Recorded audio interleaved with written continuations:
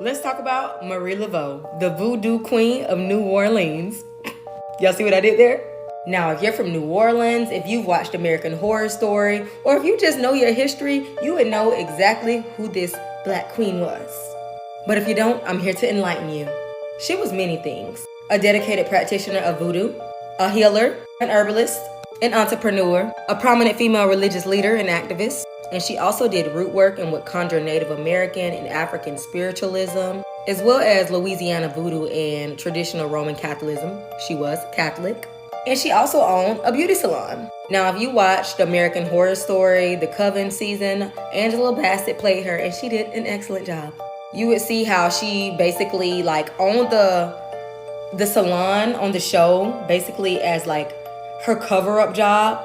But really, she was much more than just a hairstylist, y'all. But she took on many wealthy clients, and I felt like that's really how she got her word out there too, and her clientele by, people coming into her hair salon. And even though people already knew her, but she would get many wealthy clients to come to her hair salon.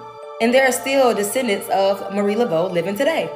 And they're extremely proud of their heritage, and they educate and enlighten and still teach to this day. But people would literally travel from all over. I'm talking about wealthy people would travel all over for the help of Marie Laveau. They would come to her for fertility issues. Back then, you could go to a doctor, but their technology, they weren't that advanced. They would literally come to her if they needed help with fertility reasons, with financial reasons, if they just need some advice. I mean, who don't want advice from the voodoo queen? They would come to her for family affairs, for her to grant them wishes. Anything that you could possibly desire, you could come to her, pay her, and your wish will be granted. And she's buried in a cemetery in St. Louis, which is extremely popular. Like I said, people from all over come to visit her grave. They leave offerings, they leave her all type of flowers, and they ask for wishes. It's a lot of stuff that people do, but it is a tourist attraction. And she also has different little shops and knick-knack shops in New Orleans that people come to try to, pay respect, and they just find her extremely interesting.